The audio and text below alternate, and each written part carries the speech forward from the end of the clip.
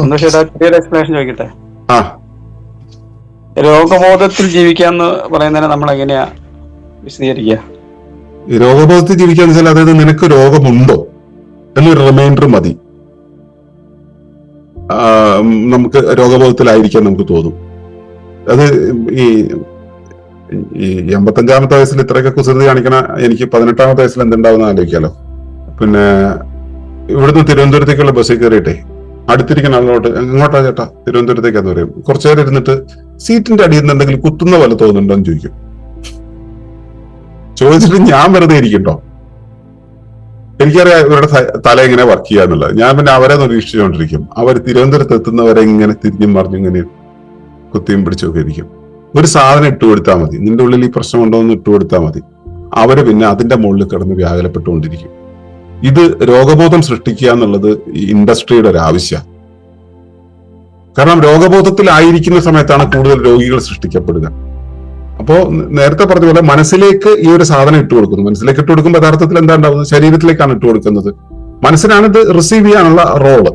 അതുകൊണ്ട് മനസ്സ് ഈ സാധനത്തെ എടുക്കുന്നു. എന്നിട്ട് ഇപ്പോ നിങ്ങൾ എത്ര വയസ്സായി? 35 വയസ്സായോ? എങ്കിൽ നിങ്ങൾ ബ്ലഡ് ടെസ്റ്റ് ചെയ്തോ, നിങ്ങൾ ഷുഗർ ചെക്ക് ചെയ്തോ, നിങ്ങൾ മന്ത്ലി ചെക്കപ്പിന് പോകുന്നുണ്ടോ എന്നൊരു ഒരു പരസ്യം കണ്ടു കഴിഞ്ഞാൽ ഞാൻ പോകേണ്ടതുണ്ട് അല്ലേ, എനിക്കതിനുള്ള പ്രായമായില്ലേ എന്നവരങ്ങ് വിചാരിക്കും. അവിടുന്ന് തുടങ്ങുകയാണ് ഇത്.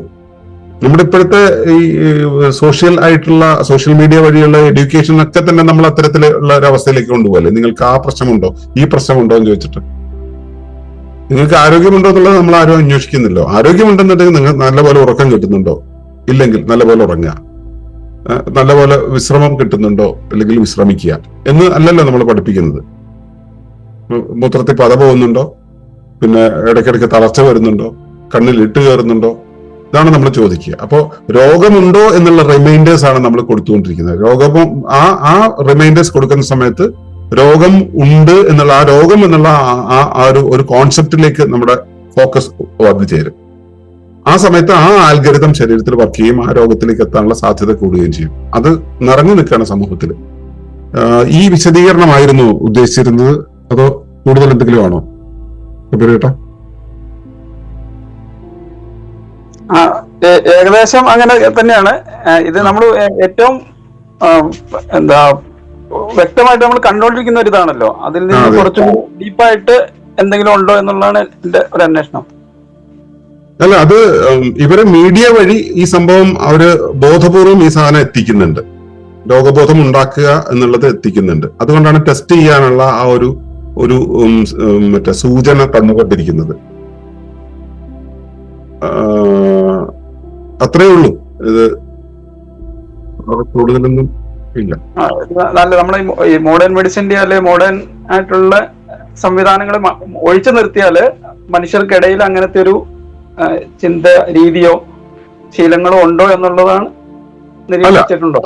അത് മോഡേൺ മെഡിസിൻ എന്നല്ല, മെഡിസിൻ ഉപയോഗിക്കുന്ന എല്ലാ സംവിധാനങ്ങളിലും ഇതൊക്കെ കച്ചവടം ചെയ്യാനായിട്ടുള്ള ആണെങ്കിലുണ്ട്. ഇതിപ്പോ മെഡിസിൻസ് ഇപ്പോ ആയുർവേദവും അലോപ്പതിയും തമ്മിൽ എന്താണ് വ്യത്യാസം? ഒന്നും ഭൂമിക്ക് അടിയിലുള്ള സാധനത്തെ എടുക്കുന്നു, ഒന്ന് ഭൂമിക്ക് മുകളിലുള്ളത് എടുക്കുന്നു, പിന്നെ ഒന്ന് ഭൂമിക്ക് അടിയിലുള്ളതിനെ എടുത്തിട്ട് കാച്ചിക്കുറുക്കി ഭൂമിയുടെ മുകളിൽ ഉപയോഗിക്കുന്നു. ഈ രീതിയിലുള്ള സമീപനത്തിന് വ്യത്യാസമുള്ള ഔഷധങ്ങൾ ഉപയോഗിക്കുക എന്നുള്ളത് ജീവന്റെ പ്രവർത്തനത്തെ അല്ലല്ലോ ഉദ്ദേശിക്കുന്നത്. അത് നമ്മുടെ ശരീരത്തിന്റെ എന്താ പറയുക ഫാർമക്കോളജി അനുസരിച്ച് എങ്ങനെയൊക്കെയാണോ ശരീരത്തെ അത് കാണുന്നത്, ശരീരം എന്നുള്ള ഒരു കെമിക്കൽ കോമ്പോസിഷനെ എങ്ങനെയാണ് കാണുന്നത്, അതിനകത്തേക്ക് ഇത് എങ്ങനെ കൊടുക്കണം എന്നുള്ളതിനാണ് പഠനം നടക്കുന്നത്.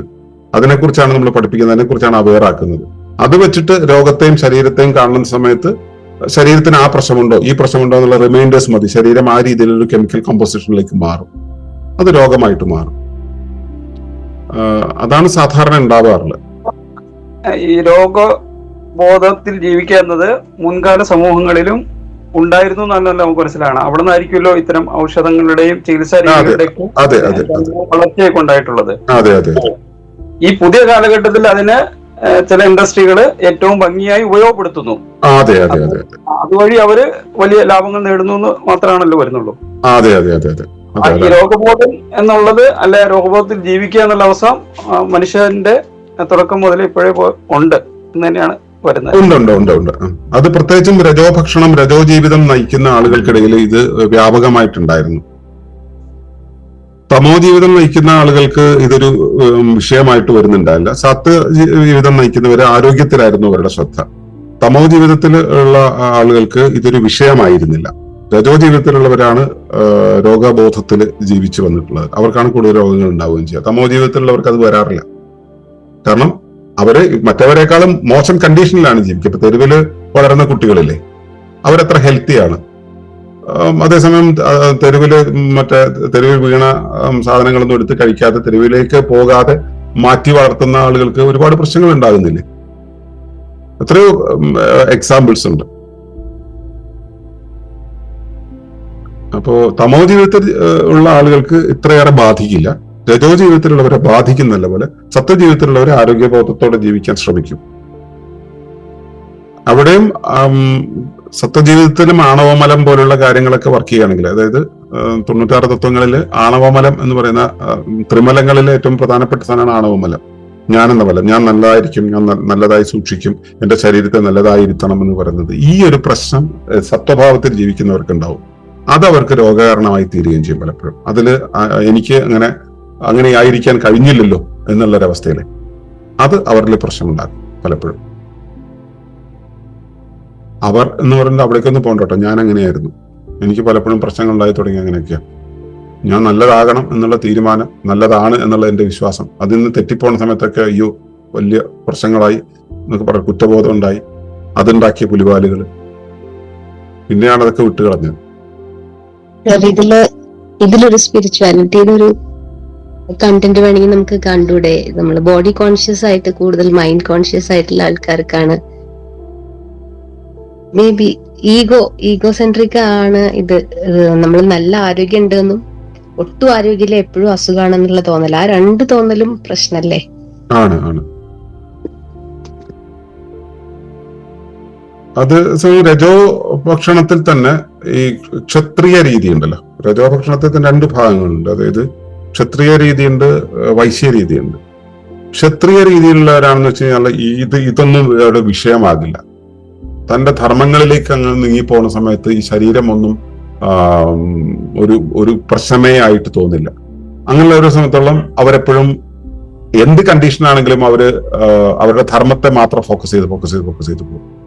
ആരോഗ്യത്തെ തന്നെ ആയിരിക്കും അവർ ഫോക്കസ് ചെയ്യുക. അവർ അച്ചീവ് ചെയ്യുന്ന അതിലേക്ക് തന്നെ ആയിരിക്കും. സത്വഭാവത്തിലുള്ളവര് ഈ ആണവമലം കൂടുതലുള്ളത് കൊണ്ട് അവര് കൂടുതൽ ഈ സംഭവത്തിൽ കിടന്ന് കുരുങ്ങും. അതുണ്ടാക്കുന്ന പുലിവാലുകളാണ് ബാക്കി വരിക. ഇത് ഈ സ്പിരിച്വാലിറ്റി, സൈക്കോളജി, ഇക്കോളജി ഇതൊക്കെ വെവ്വേറെ സാധനങ്ങളല്ല, ഒന്നിന്റെ തന്നെ വ്യത്യസ്ത മുഖങ്ങളാണ്. ആ രൂപത്തിൽ വേണം അത് മനസ്സിലാക്കാൻ.